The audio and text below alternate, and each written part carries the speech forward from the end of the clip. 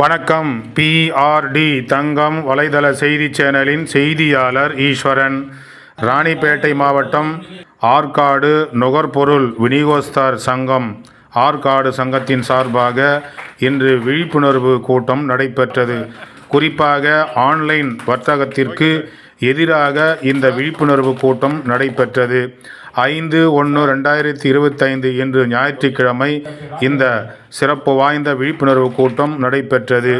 இதில் சிறப்பு அழைப்பாளராக டாக்டர் PM கணேஷ் ராம் அவர்கள், நிறுவனர், தேசிய மற்றும் மாநில தலைவர் அவர்கள், தமிழ்நாடு நுகர்பொருள் விநியோகஸ்தர்கள் சங்கம் மற்றும் கு.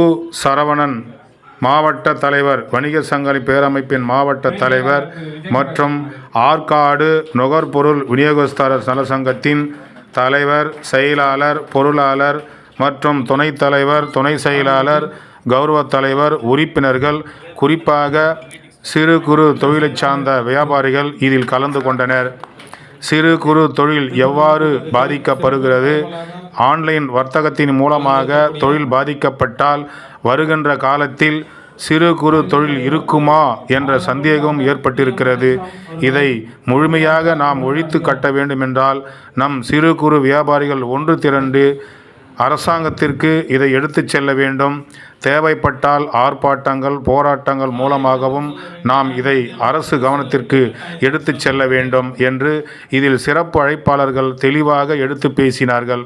அதைத் தொடர்ந்து வருகின்ற காலங்களில் சிறு குறு தொழில் செய்யக்கூடியவர்கள் ஒன்றுபட்டு அரசாங்கத்தின் நம்முடைய கஷ்டங்களையும் நம்முடைய வேலைப்பாடுகளையும் அரசாங்கத்துக்கு எடுத்துச் சொல்லி இந்த ஆன்லைன் வர்த்தகத்தை முழுமையாக நிறுத்துவதற்கு நாம் ஒன்றுபட வேண்டும் என்று பேசினார்கள். செய்திக்காக இன்று நடைபெற்ற ஆற்காடு நுகர்பொருள் விநியோகஸ்தர்கள் சங்க கூட்டத்திலிருந்து செய்தியாளர் ஈஸ்வரன். நுகர்பொருள் விநியோக சங்கத்தை தொடங்கினது 1992.